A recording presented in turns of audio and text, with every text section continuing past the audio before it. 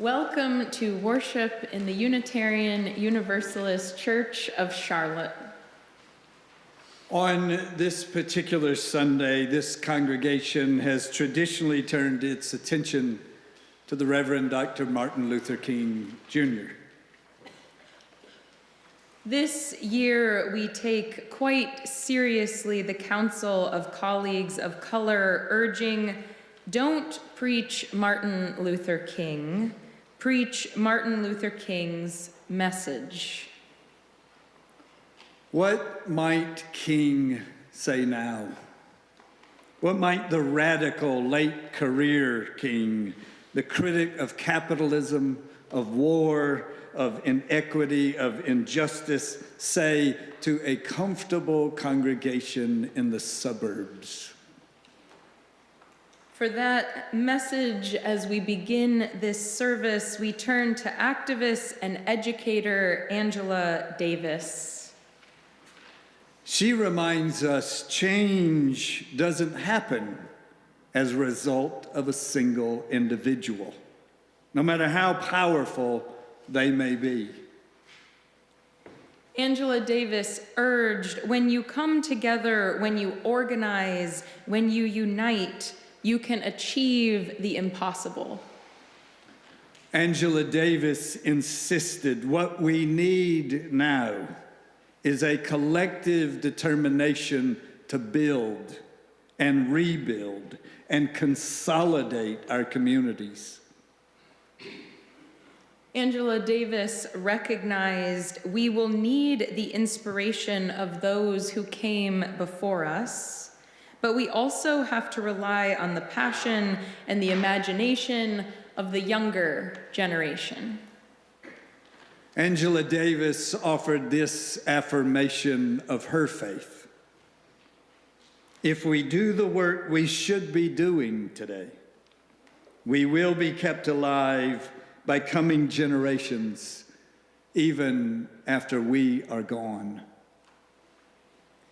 Welcome to worship. Welcome to visitor and member alike. As we prepare to sing, let us turn and greet one another warmly.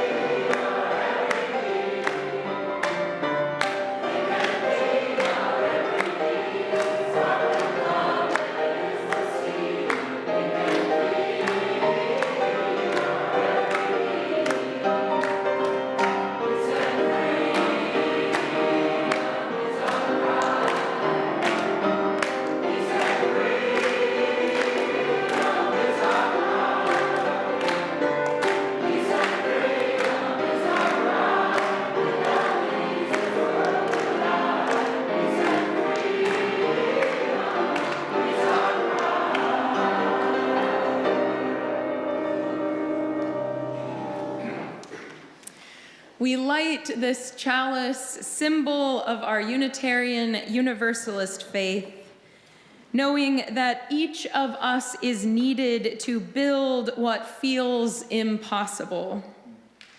A world community with peace, liberty, and justice for all. Here may we share in the words and music that nourish our hope. Here in this company may we find our burdens shared and our commitments strengthened.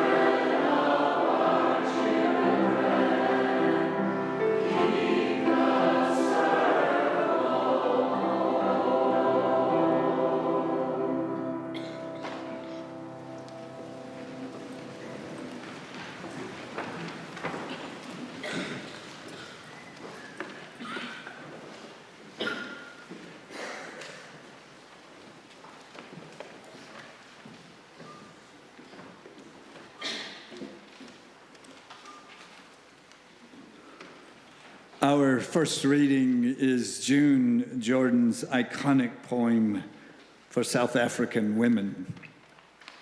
A bit of context. In apartheid South Africa, the Dompas literally meant dumb pass. All black people outside of the confines of their government-assigned areas were legally required to carry the Dompas. Police officers could apprehend any black person and ask to see it.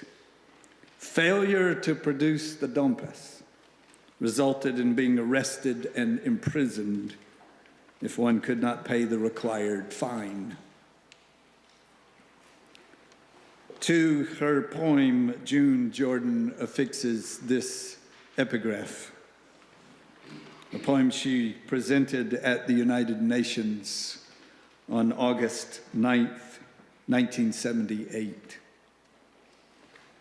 Commemoration, she writes, of the 40,000 women and children who on August 9th, 1956, presented themselves in bodily protest against the Dompas in the capital of apartheid.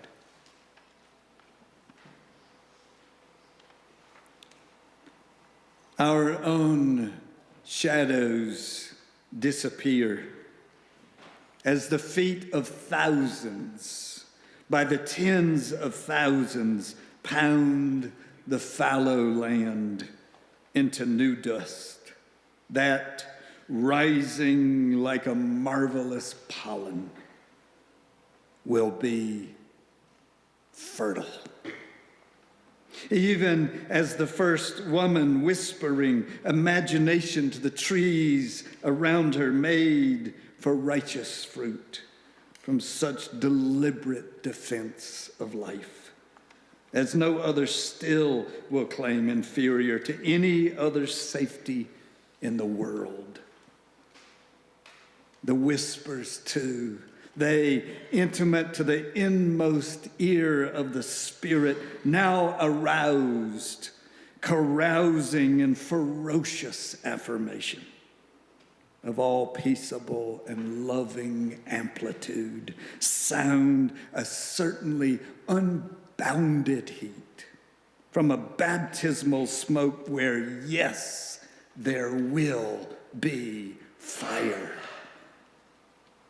And the babies cease alarm as mothers raising arm and heart high as the stars so far unseen nevertheless hurl into the universe a moving force, irreversible as light years traveling to the open eye. And who will join this standing up? And the ones who stood without sweet company will sing and sing back into the mountains, and if necessary, even under the sea. We are the ones we have been waiting for. We are the ones we have been waiting for.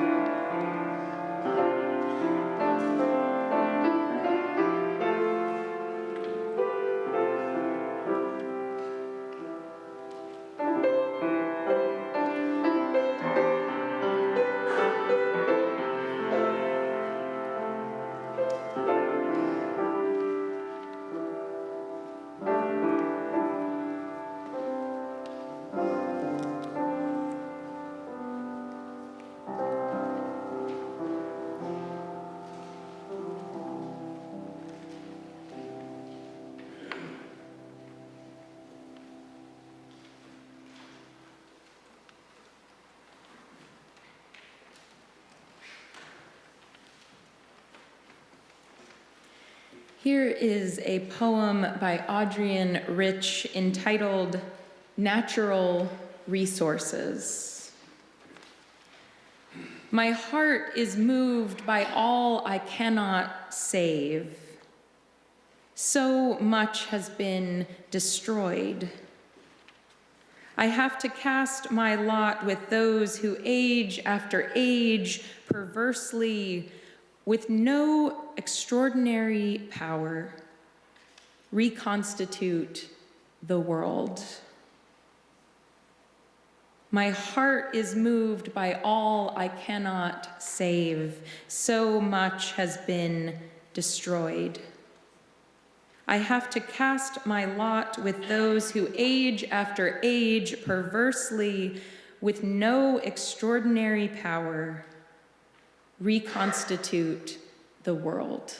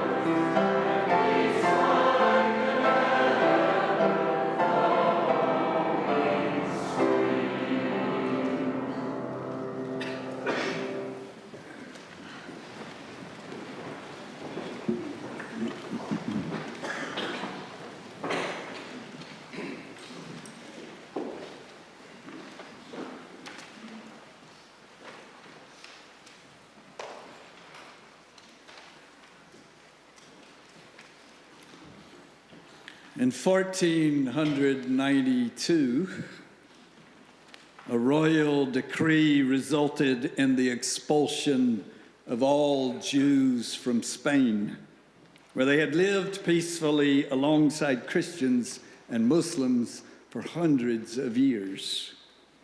Dispersed throughout the Mediterranean, one group migrated to Palestine, where in the small Galilean town of Safed, they established a center of Jewish mysticism. For the span of his brief life, Safed was home to the most prominent figure in medieval Jewish mysticism, Rabbi Isaac Luria, commonly known as Ha'ari, the lion. Among his best-known contributions to Jewish thought was a highly imaginative account of creation. It goes something like this. Before time existed, there was just God, and God's light filled the universe. There was no place that God did not exist. At some point, God decided to create a world. A void was formed, dark and empty. Then God said, "Let there be light." The light entered this void and formed 10 vessels filled with God's primordial light. But the vessels proved unable to contain God's immense, overwhelming light. And so the 10 vessels shattered. Billions of holy sparks were scattered about the great void like the stars in the heavens. It's a kind of spiritually mythologized story of the Big Bang, in which what once held together comes flying apart.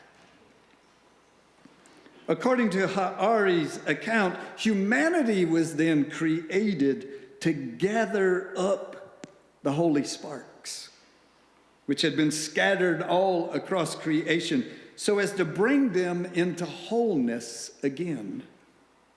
By this account, it is said, when all of the holy sparks have been gathered, the primordial vessels will be restored, and the world will finally be repaired. This is known as Tikkun Olam, the repairing of the world.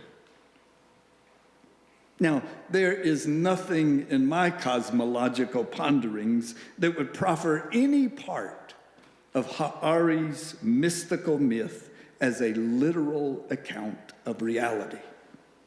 And yet, like most of you, I have the imaginative capacity to find truth in stories, poems, plays, movies, and myths that I know not to be based in historic or scientific accounts. So an account of creation in which the role of humans is that of repairing the world offers us a mythological opening to ponder not primeval history, but our own place and time. It's almost too obvious.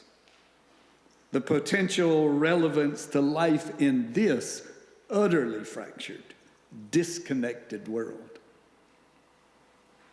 And after all, just last week we reflected on shattering, on destruction, on dismantling as a potentially necessary, even positive step. Some of you may recall Anna Isnin's assertion, "I turn destruction into creation over and over again." Or Nietzsche's contention that whoever must be a creator must first be an annihilator. Or Chinese artist and activist Ai Weiwei's claim that we can discover new possibilities from the process of dismantling. Or perhaps the 4th century BCE Taoist Zhuangzi, who observed, when you break something up, you create things. When you create something, you destroy things. So a spiritual story in which creation itself begins with dismantling, with things coming apart, could, in our imagination, bring us right back to all the ways in which creation and destruction and creation are interwoven. If there really are, as we sang just last week, times to build up and times to break down, times to gain and times to lose, times to rend and times to sow, what might we say on this Martin Luther King weekend about our times? If, as Desiree Adaway suggests, our unjust systems really do need to be not fixed, not shored up, not more carefully aligned with our old ideals, but dismantled, taken apart, undone, what comes after that? There's nothing creative about destruction alone. There's no virtue in simply tearing down. There's nothing particularly hopeful about fracturing, about shattering in and of itself. We wouldn't necessarily be any closer to true transformation were we at long last to dismantle the dominant culture with its racist, patriarchal, misogynistic, homophobic, transphobic, xenophobic, viciously capitalistic ways of structuring society. Isn't the real question, what will take its place? The powerful socialist writer and activist Grace Lee Boggs once referred in a speech to the notion of growing our souls. A decade later, while in public conversation with Angela Davis, Boggs explained, "What I mean by souls is the capacity to create the world anew, which each of us has." How do we rebuild? How do we redefine? How do we, she asks, how do we re-spirit our communities and one another? Not long after I moved to Houston, I discovered a short walk from where I lived the magnificent Menil Museum. Visits there became a frequent part of my Saturdays, taking in the stunning works all collected by one couple, Dominique and John de Menil. Like most truly great museum experiences, the inspiration began while still approaching the building. I found its understated cypress, steel, and glass design so deeply pleasing. When the de Menils finally decided to house their collection in a personal museum, they contracted with the Italian architect Renzo Piano while he was still a young man. And he rewarded them with a magnificent edifice. Piano once wrote of his profession, "One of the great beauties of architecture is that each time it is like life starting all over again." Now, as much as I admire his work, that strikes me as an excessively optimistic overstatement. One of the great beauties of architecture is that each time it is like life starting all over again. We have only to look around at block after block after block of new apartment buildings in our exploding town to see the conceit in Piano's claim. I was so struck a few years ago by an op-ed in the Charlotte Observer by my old acquaintance, local architect David Furman, that I scheduled a lunch to talk with him about his assessment of the, quote, beige, underwhelming, less than inspiring design of too many of our new building projects. And here then is the point where destruction and creation are concerned. Just because we engage in destruction, dismantling, or more concretely, demolition, doesn't necessarily mean, no matter what Renzo Piano claimed, doesn't necessarily mean that the result will be like life starting all over again. Destruction is no guarantee of creation. Dismantling doesn't assure creation.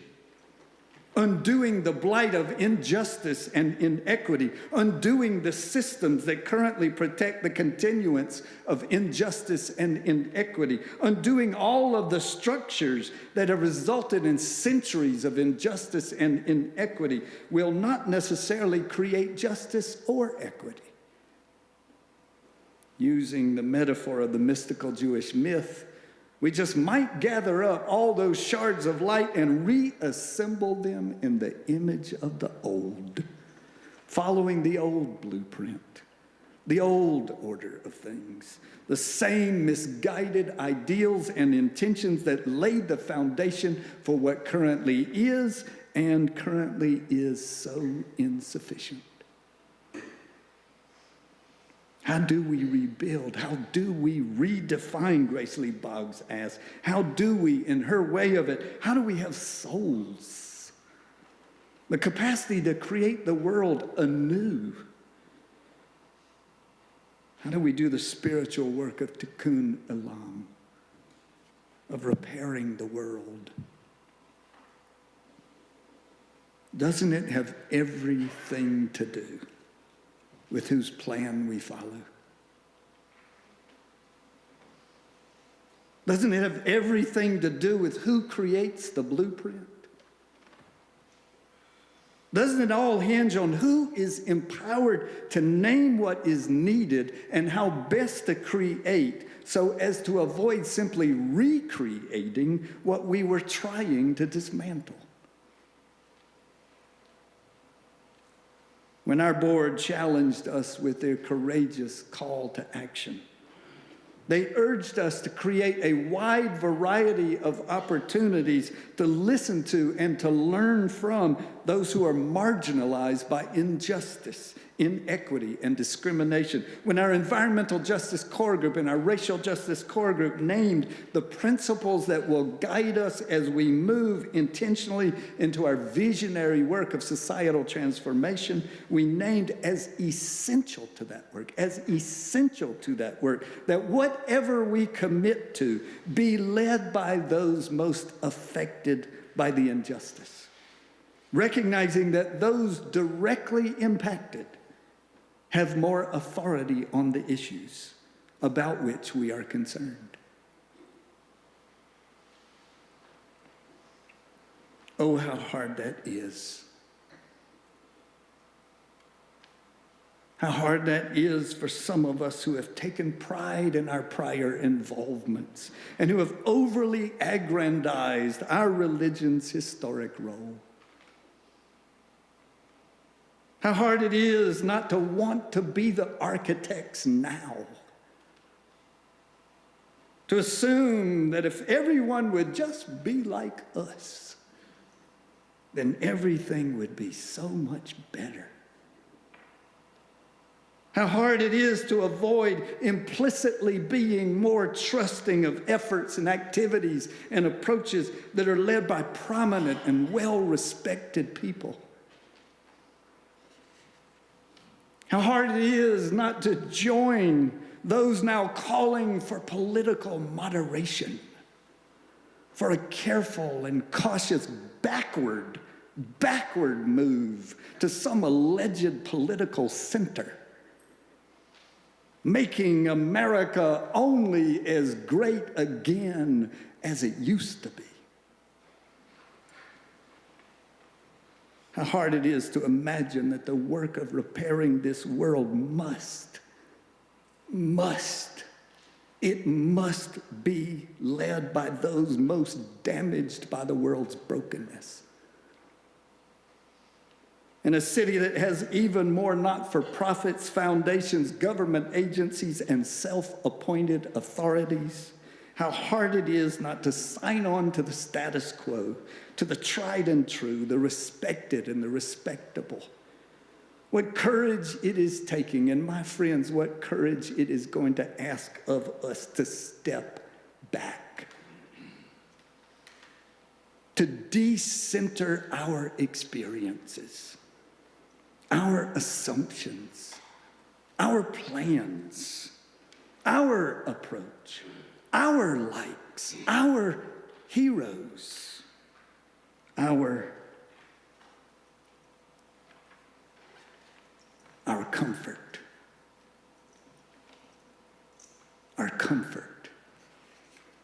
and risk allowing real creation, a real new creation to rise from the ashes of what is being dismantled.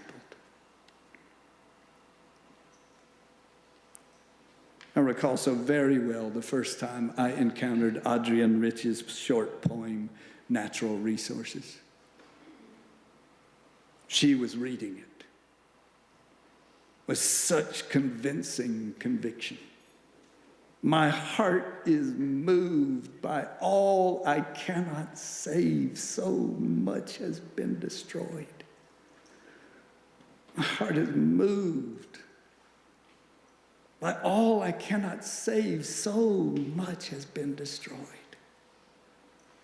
We understand that sorrow, that sense of loss, of the end of things we know we are now unable to save.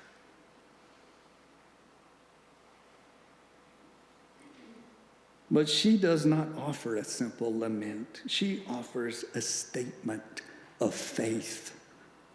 I have to cast my lot with those who age after age perversely, with no extraordinary power, reconstitute the world.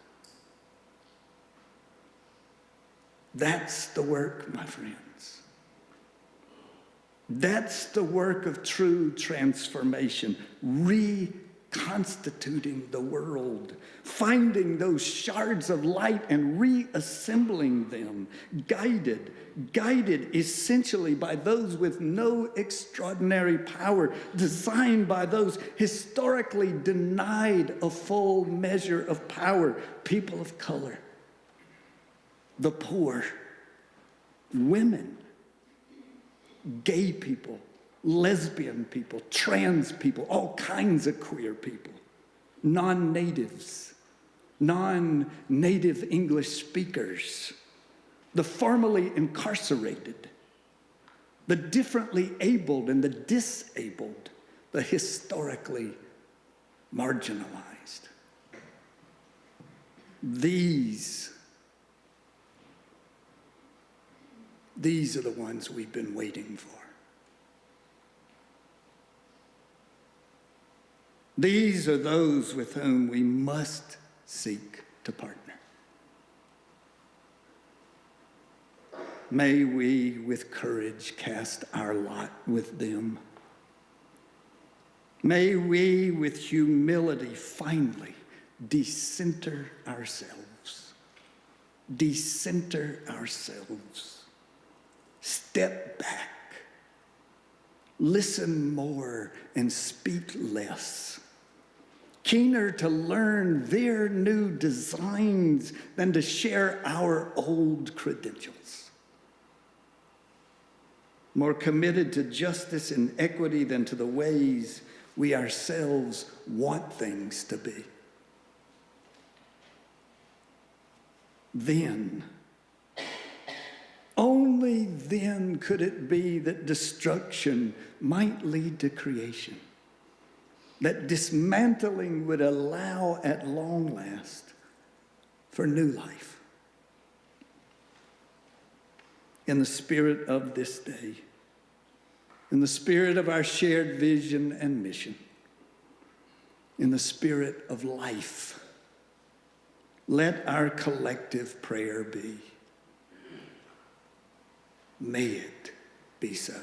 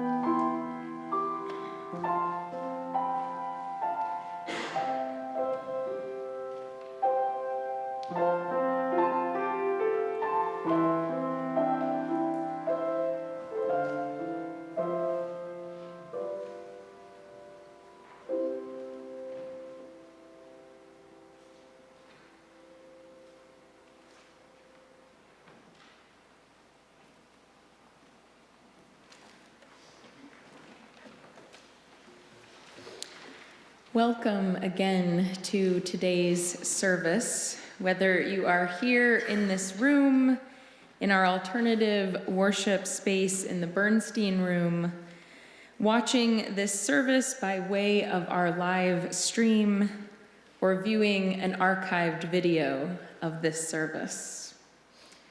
We're honored to have guests here today. Our members would like to greet you following the service. So that we might do so, if you are visiting, please raise your hand and keep it up.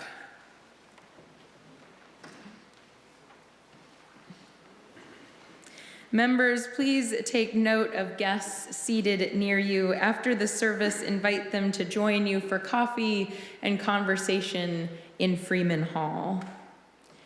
Should it enhance your experience of future services, you can find both a large print order of service and a personal hearing assistance device on the table at the entrance of the sanctuary.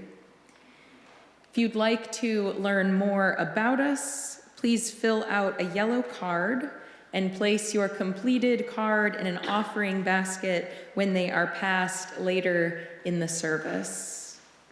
Members with a life event to share can do so on the reverse side of the card. You'll find them along with offering envelopes on the clipboards at the end of your row. Please begin passing them down your row now.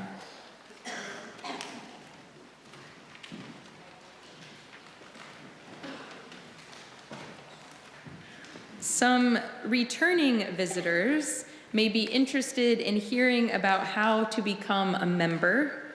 If so, talk with our membership coordinator, Kelly Green, there in the back. Her contact information is on the back of your order. Again, to each of you, welcome.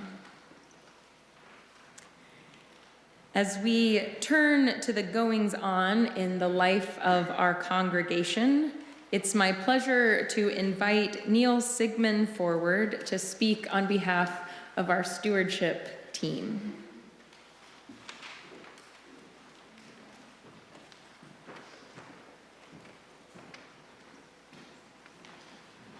Greetings to each of you. My wife and I have been members of this congregation for almost 6 years since we've been in Charlotte. And it's been a great experience. Particularly, we find here a real sense of community. And we appreciate so much the expanded programming which supports community building within the church and in the community at large. We are particularly impressed by and support this church's commitment to racial and environmental justice. We have responded in several ways, including volunteering in 2 underperforming elementary schools and through environmental activism, including participating in the Environmental Justice Core Group. Essential to the creative services that we experience here every Sunday, so full of music, poetry, and inspiring words, and all the other daily programming that goes on here. Essential is adequate financial resources. Your continuing support is necessary to build on the foundation that has been laid. As we sang earlier today, we are building a new way. Of course, expanded programming means a larger budget. And this year we're expecting, have a projected deficit of around $70,000. Please know that your pledge, particularly one with an increase, is needed to address this challenge. This is year 2 of our year-round pledging. Each month, a different group is asked to pledge. We ask those of you in the January pledge group to get your pledges in. You received notice in the mail, or you can drop by the stewardship table after the service to drop off your pledge. I was at the stewardship table after the first service and had a great experience. I had a preschooler, an early preschooler, who was not in the service, but he came up with his mom. He was holding a dollar bill, and he wanted to give it to this church. I hope we can all be inspired by that example. Thank you.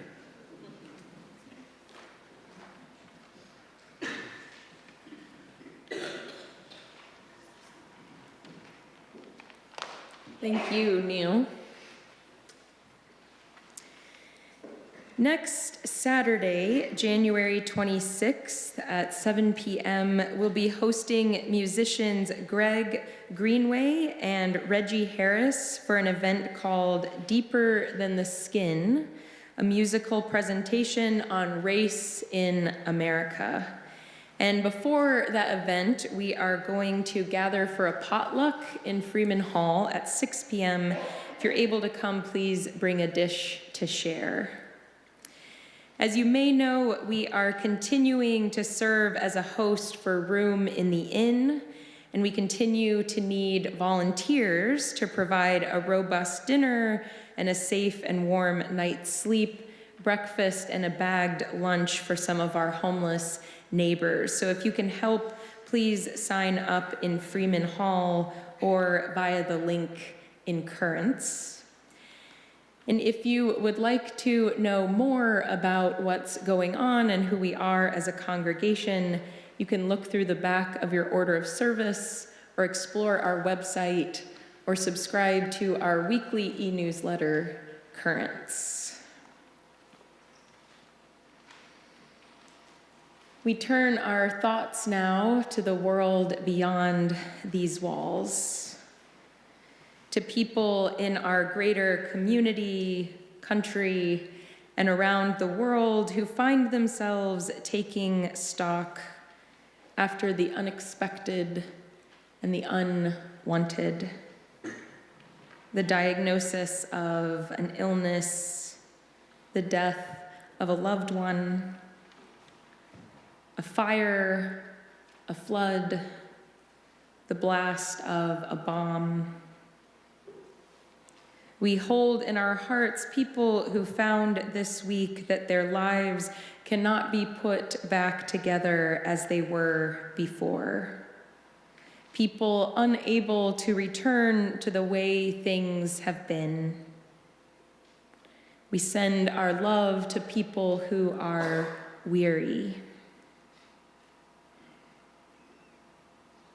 And we think also of the people we will never meet, who imagine compassionate possibilities when all seems lost, whose ideas and actions bring hope and healing where it is most needed. We hold in our hearts people who can imagine something other than what is, something beyond what they've been taught is probable or practical.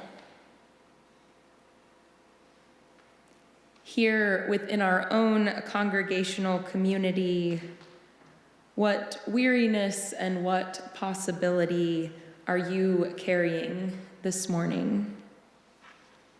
What comfort do you seek? What hope could you share with another? here where we gather in hopes of building a community that can hold the coming together of our lives in times of uncertainty, times of joy. We hold in our hearts this morning Mary Adamian as she recovers from surgery.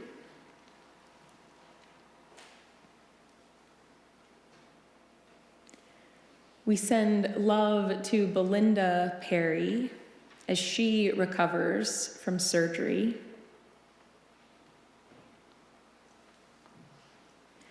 And Anne Forcenito is in our prayers as she, too, recovers from surgery.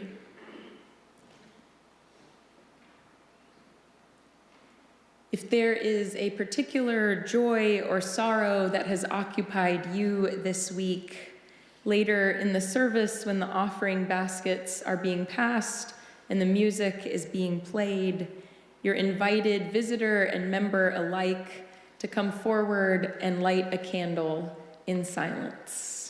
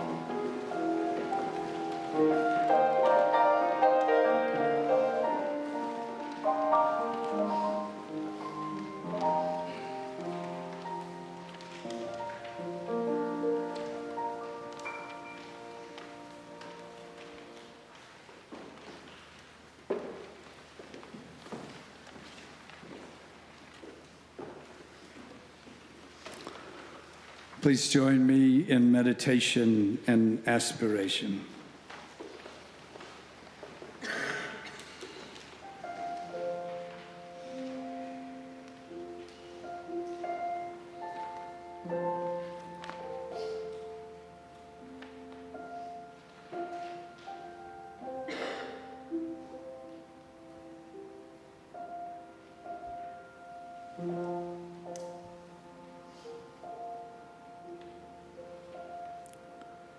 Spirit of life, Spirit of freedom, Spirit of justice, Spirit in and of all. For the compelling witness of those who, with compassion and respect, selflessly invested their lives in the work of repairing the world. For the challenging presence of those who, with compassion and respect, relentlessly invest their lives now in the work of repairing the world. And for the opportunities that are ours each day to stand, to move, to plan, to listen, to follow, to pray, to join the work of repairing the world. We are grateful. For all times when passion subverts compassion. For all times when respect is undermined by derision.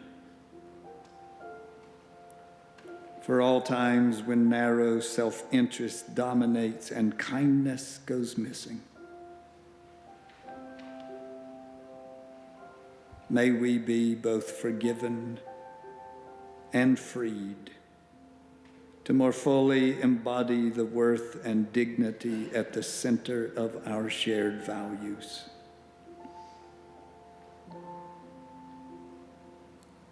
In times fraught with challenge and confusion, with deception and disappointment, may we not indulge in the defeat of despair,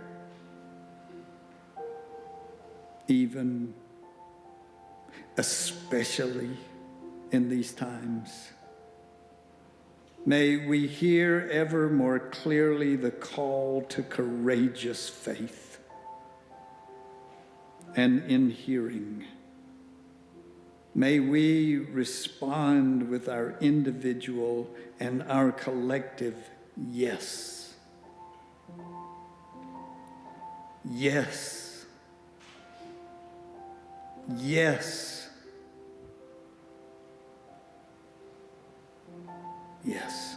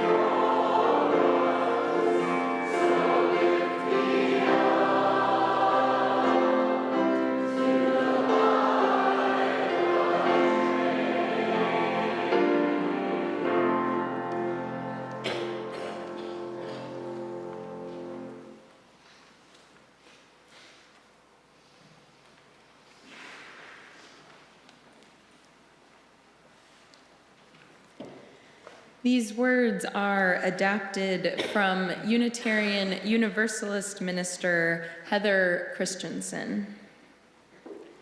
Unitarian Universalism is a grand vision of a world filled with peace and justice, love and joy. That vision is embodied in our congregations, and every congregation depends on each of its members. Each one of you, by your commitment of time, energy, and resources, helps make that grand vision possible. Let us now both give and receive our offering.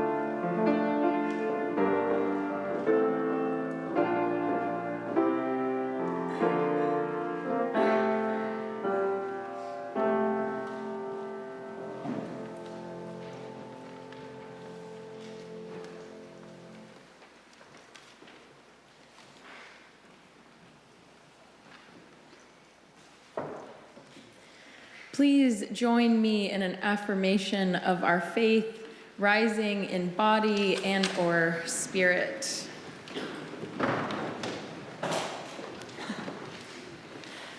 My heart is moved by